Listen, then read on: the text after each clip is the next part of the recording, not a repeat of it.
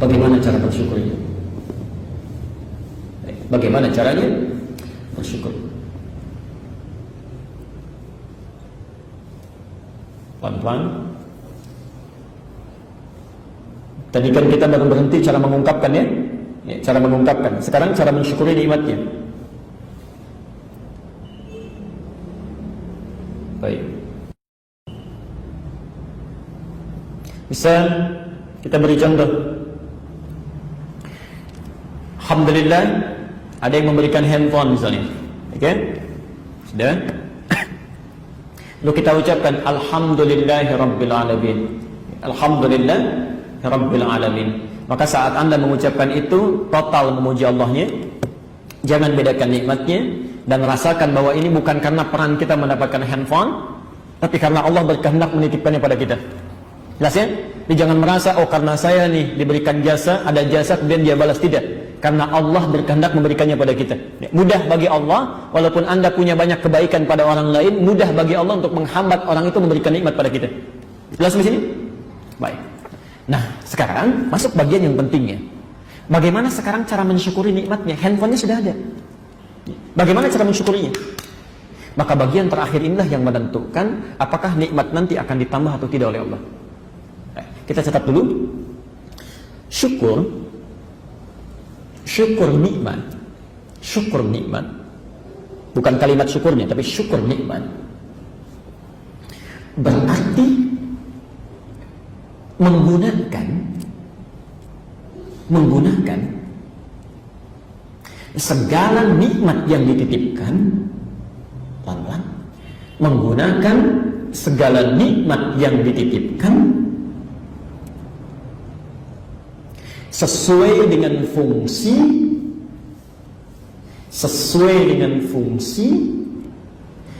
yang telah ditetapkan dan diridhai Allah Subhanahu wa taala. Sesuai dengan fungsi yang telah ditetapkan dan diridhai Allah Subhanahu wa taala. Menggunakan segala nikmat yang dititipkan sesuai dengan fungsi yang telah ditetapkan dan diridhai Allah Subhanahu wa taala. Tolong catat betul, ini bagian yang sangat penting yang menentukan apakah sifat Rahman dan Rahim di ayat ketiganya diberikan pada kita atau tidak. Baik. Bapak dan Ibu sekalian, perhatikan betul ya. Syukur nikmat itu tidak berhenti di kalimat Alhamdulillah saja. Tidak ya. Tapi disusul dengan pembuktian kepada Allah dengan menggunakan nikmat yang diterima itu sebagai titipan sesuai dengan fungsi yang ditetapkan oleh Allah. Dan Allah sukai itu ya. Bisa. Saya tadi contohkan misalnya handphone, Allah titipkan pada kita ya. Apa fungsi handphone? Komunikasi. Tidak sampai situ. Kalau cuma berkomunikasi, non-muslim pun bisa gunakan itu. Pencuri pun bisa gunakan itu. Ya. Kijang 1, kijang 2, kijang 1, kijang 2. Nah, ternyata apa nih ya? Tikusnya sudah pergi, kan? Nah, itu, masya Allah, macam-macam itu. Ya. Yang dimaksud orangnya sudah nggak ada, sudah keluar dari masjid, tapi sendalnya masih di situ. Ambil, ya. Ya. Macam-macam. Pencuri pun bisa berkomunikasi. Penjahat pun bisa. Tapi seorang muslim yang bersyukur dengan nikmat handphone yang dititipkan, maka tidak akan berhenti sampai kalimat itu. Berkomunikasi pada apa yang disukai Allah. Ya. Jadi tidak mungkin, mustahil ada orang bersyukur dengan handphone yang dia gunakan pada yang tidak disukai.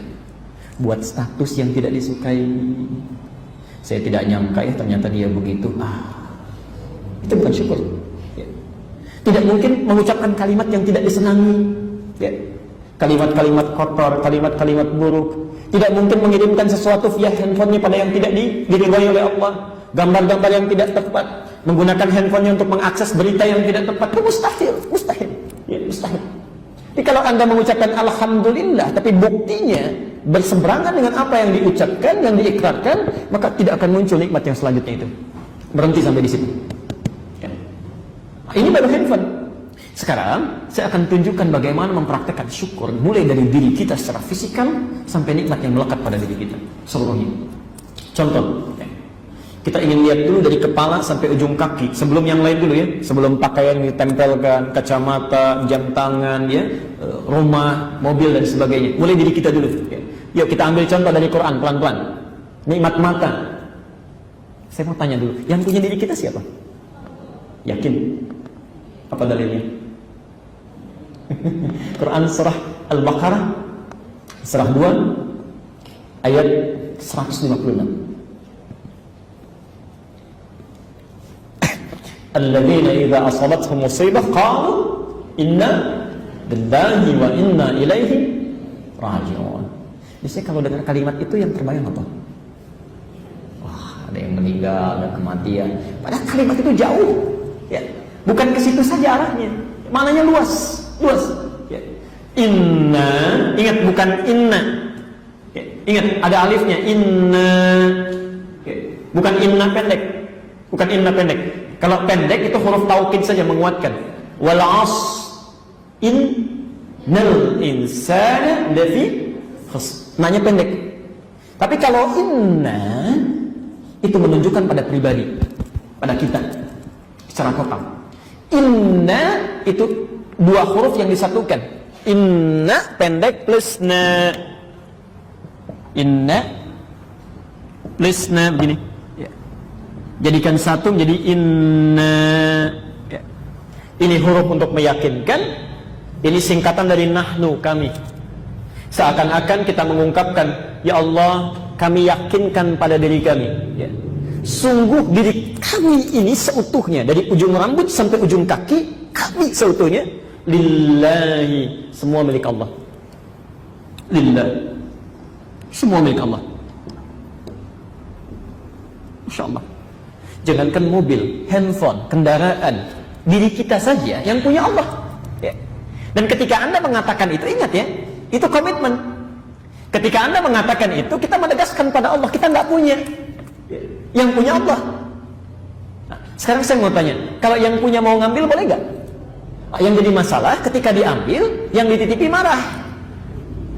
Ya. Kan aneh namanya. Ya. Orang menitipkan sesuatu, kok mau diambil, kok orang dititipin marah? Ya. Seharusnya terserah yang punya dong, setelah yang nitip, terserah yang nitip. Ya. Ibu punya mobil, ya. Bapak punya mobil, masuk ke lahan parkir. Ya. Begitu mau dipakai, dibawa pulang, tukang parkir marah. Kok dibawa pulang, Bu? Emang kenapa? Saya yang punya. Ya. Kan aneh ya? Baik, jadi mata kita punya Allah, telinga punya Allah. Terserah Allah mau diambil kapan saja. Ya. Terserah Allah. Mau diambil sekarang, mau diambil besok, yang punya Allah kok. Nggak usah marah. Yang jadi masalah adalah hukum dititipi. Hukum dititipi di alam manapun itu selalu melekat pada pemeliharaan. Setiap yang dititipi punya konsekuensi, tanggung jawab untuk memelihara dan merawatnya. Bapak pernah nggak terfikir bagaimana responnya kalau menitipkan motor misalnya di satu tempat parkir, begitu mau diambil spionnya hilang, standarnya rusak, ya, bannya pecah, bagaimana responnya? Nah sekarang saat nanti satu kali Allah akan mengambil, Allah akan melihat dari mulai ujung rambut sampai ujung kaki, apakah digunakan sesuai dengan fungsi yang telah Allah tetapkan atau tidak. Ya. Maka yuk kita lihat fungsi mata apa? Tuh, sudah keliru. Kalau cuma melihat, penjahat pun bisa lihat. Kalau cuma melihat, non-muslim pun bisa lihat. Kalau Anda ingin mensyukuri dengan nikmat pandangan ini, Allah titipkan mata, pandangan, keadaan sehat, ingin disyukuri, maka kalimatnya tidak berhenti pada di situ. Melihat yang baik-baik, melihat yang diridhai oleh Allah Subhanahu wa taala. Makanya kalau orang syukur dengan pandangannya, ketika melihat sesuatu yang tidak Allah suka, dia akan palingkan. Akan dia lihat. Tidak akan dia lihat. Quran surah ke-24 An-Nur ayat 30 untuk ikhwan, para laki-laki. Ayat 31 untuk perempuan. Lihat kalimatnya. Qul lil mu'minina yaghuddu min absarihim. Katakan pada pria-pria yang merasa masih punya iman. Masya Allah, merasa masih punya iman. Jadi kalau ketentuan ini dilanggar, imannya bermasalah. Hati-hati, ibu juga tidak merasa aman karena ayat 31-nya untuk perempuan. Wa qul lil mu'minati, dan katakan pada perempuan yang merasa masih punya iman. Ya. Perhatikan, untuk laki-laki, yaghuddu min absarihim, palingkan pandangan dari apa yang tidak diridhai Allah. Jadi mustahil ada seorang muslim bersyukur dengan matanya melihat yang buruk-buruk, itu bukan syukur namanya. Ya. Tiap hari saya suka bingung kadang-kadang, gagal paham dengan situasi ini. Ya. Dari mulai subuh sampai isya, alhamdulillah, alhamdulillah, alhamdulillah, alhamdulillah. Tapi pandangannya nggak bisa dijaga. Melihat acara yang tidak tepat, gambar-gambar yang tidak elok, Kalimat-kalimat yang tidak tepat itu mustahil. Seharusnya kalau lisannya alhamdulillah ya rabbil alamin, itu matanya nggak akan sembarangan. Itu lihat nggak tepat palingkan. Ya, Allah nggak suka palingkan. Pasti begitu itu. Ya. Ini mustahil ada orang mensyukuri nikmat matanya melihat sembarangan, itu mustahil. Demi Allah saya katakan mustahil. Jelas sampai sini? Baik. Ibu juga begitu. Ketika melihat sesuatu yang tidak tepat, ketika mengucapkan alhamdulillah itu dijaga. Jaga. Makanya Masya Allah lihat masjid senang, lihat Quran senang, lihat orang-orang soleh mengerjakan amal soleh senang. Ya. Ingat pesan saya ya, ingat betul pesan ini. Nanti di Nurul Bahri kami ajarkan ilmunya di Tazkiyatun Nafas. Hukum penglihatan tidak berhenti sampai di sini. Di orang-orang yang terbiasa melihat yang baik, baik lawannya apa? Buruk. Ingat betul ini ya. Kalau seseorang merasa melihat yang baik-baik, hukum ini berlaku. La in syakartum la azidannakum. Jadi kalau orang terbiasa melihat baik, maka kebaikan dikumpulkan oleh Allah. Dan dia akan alergi melihat yang jelek. Tidak akan sanggup. Ya. Tapi sebaliknya, kalau seseorang terbiasa melihat yang buruk, ya, maka baik tidak akan pernah bersatu dengan yang buruk, tidak akan nyambung. Ya. Minyak tidak akan pernah nyatu dengan air.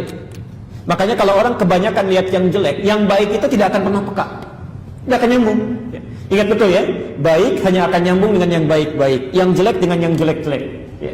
Tidak akan pernah bertemu baik dengan buruk, mustahil. Ya.